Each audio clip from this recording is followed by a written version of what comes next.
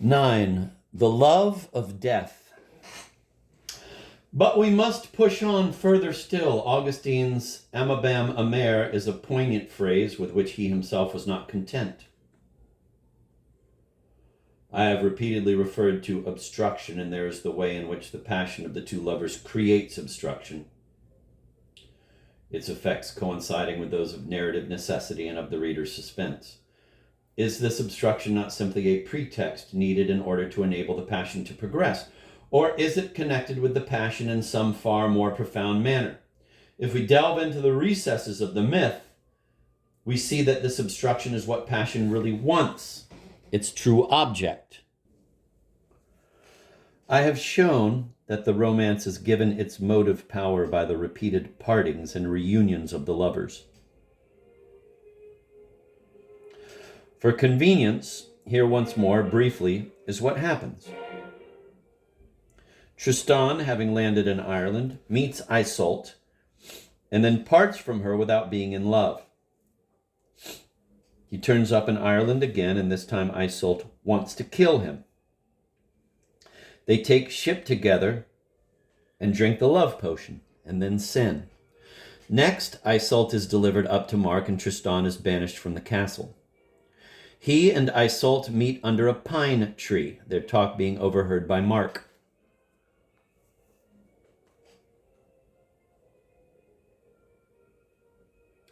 Tristan comes back to the castle, and Frosin and the barons discover evidence of his crime. They are parted. They meet again, and for 3 years go to live in the forest. Then, once more, they part. They meet at the hut of Ori the woodman. Tristan goes away. He comes back disguised as a poor pilgrim. He goes away again. The separation this time is prolonged. And he marries Iseult of the White Hand. Iseult the Fair is about to rejoin him when he dies. She dies too. More briefly still, they have one long spell together, La Esprit Vie, the harsh life, to which corresponds a lengthy separation and Tristan's marriage. First, the love potion, lastly, the death of both, in between, furtive meetings. They are led to part so often either by adverse external circumstances or by hindrances which Tristan devises. And it is to be noted that Tristan's behavior varies according to which kind of cause is operating. When social circumstances, for example, Mark's presence, the baron's suspiciousness, the judgment of God, threatens the lovers, Tristan leaps over the obstruction. This is symbolized by his leap from his own bed to the queen's. He then does not mind pain, his wound reopens, nor the danger to his life. He knows he is going to be He knows he is being spied upon. Passion is then so violent, so brutish it might be said, that in the intoxication of his deduit, or delight, he is oblivious to pain and perils alike. Nevertheless, the blood flowing from his wound betrays him. This is the red stain that apprises the king of what is happening. And it also apprises the reader of the lover's secret, that they are seeking peril for its own sake. But so long as the peril comes from without, Tristan's prowess is overcoming it is an affirmation of life.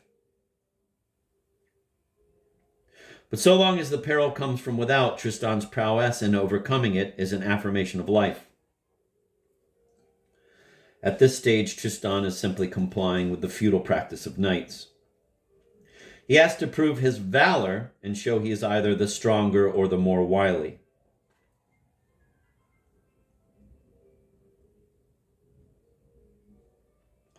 We have seen that if he persevered in this direction, he would carry off the queen, and that established law is only respected here because this gives the tale an excuse to rebound.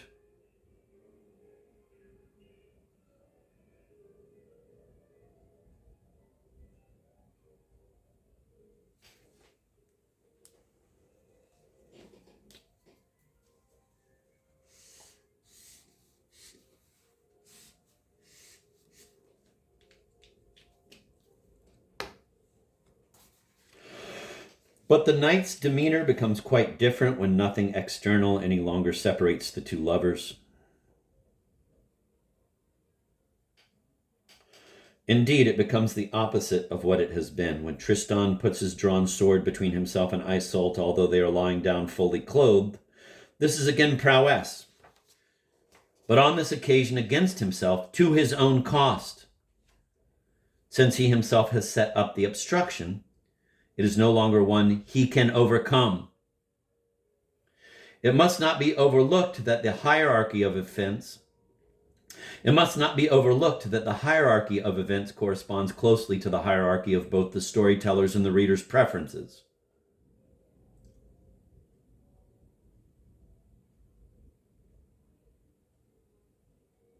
The most serious obstruction is thus the one preferred above all. It is the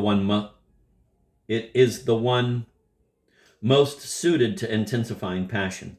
At this extreme, furthermore, the wish to part assumes an emotional value greater than that of passion itself.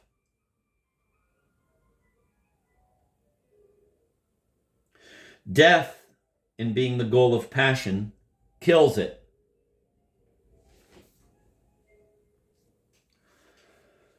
Yet the drawn sword is not the ultimate expression of the dark desire and of the actual end of passion in both senses of the word end.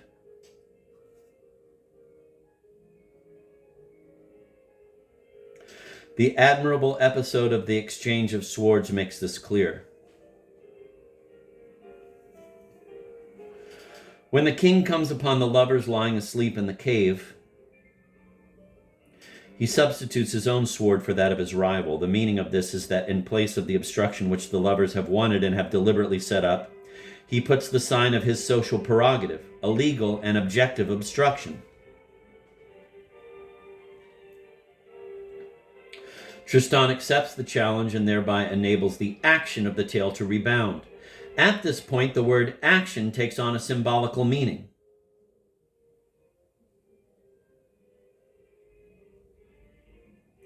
Action prevents passion from being complete, for passion is what is suffered, and its limit is death.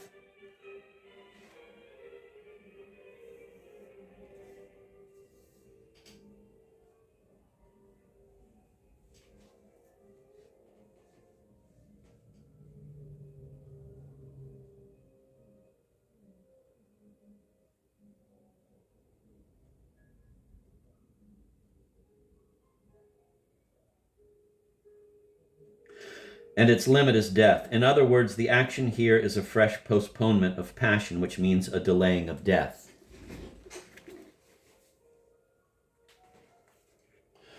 There is the same shift as regards the two marriages in the romance, that of Iseult the Fair to the king and that of Iseult of the White Hand to Tristan.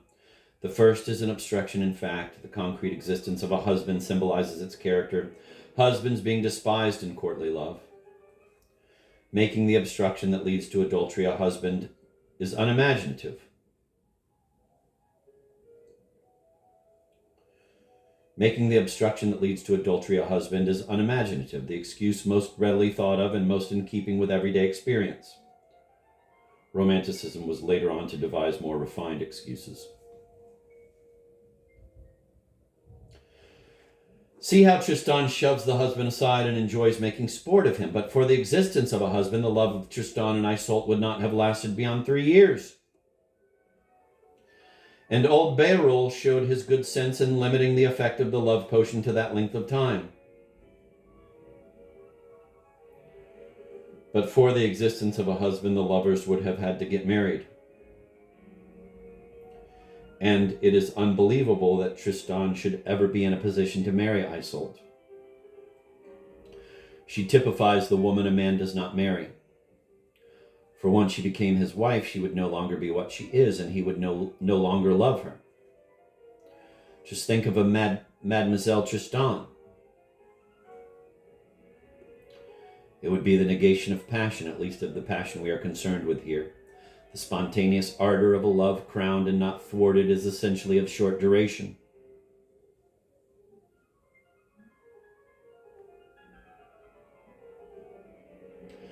It is a flare-up doomed not to survive the effulgence of its fulfillment, but its branding remains. And this is what the lovers want to prolong and indefinitely to renew.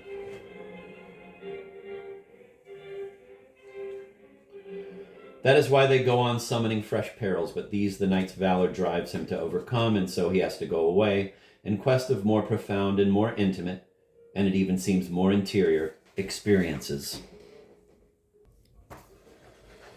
When Tristan is sighing quietly for his lost Iseult, the brother of Iseult of the White Hand thinks his friend must be in love with his sister.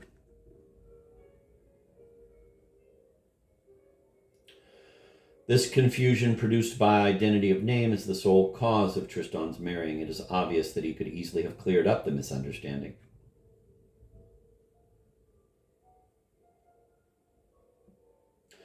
But here again, honor supervenes, of course, as a mere pretext to prevent him from drawing back. The reason is that he foresees, in this new ordeal, which is self-imposed, the opportunity of a decisive advance. This merely formal marriage with a woman he finds beautiful is an obstruction which he can remove only by achieving a victory over himself, as well as over the institution of marriage, which he thus damages from within. This time his prowess goes against him. His chastity, now he is married, corresponds to the placing of the drawn sword between himself and the other Iseult. But a self-imposed chastity is a symbolical suicide. Here is the hidden meaning of the sword.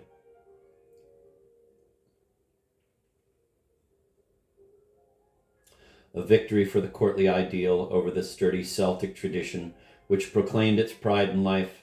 It is a way of purifying desire of the spontaneous, brutish, and active elements still encumbering it. Passion triumphs over desire. Death triumphs over life.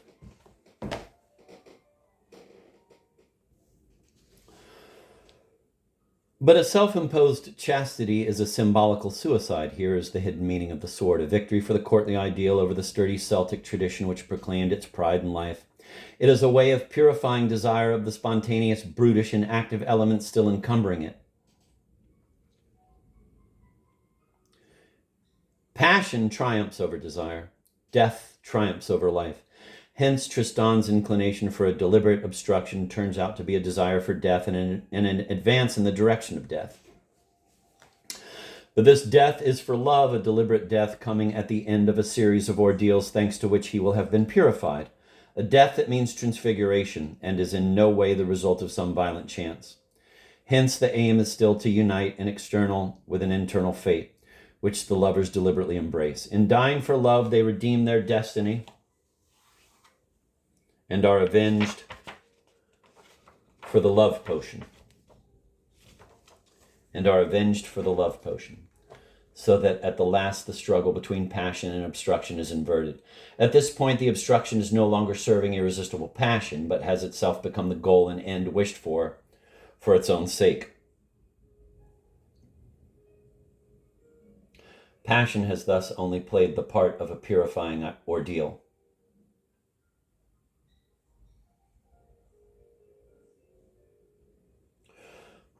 Passion has thus only played the part of a purifying ordeal. It might almost be said of a penance. In the service of this transfiguring death, here we are within sight of the ultimate secret. The love of love itself has concealed a far more awful passion, a desire altogether unavowable, something that could only be betrayed by means of symbols such as that of the drawn sword and that of perilous chastity.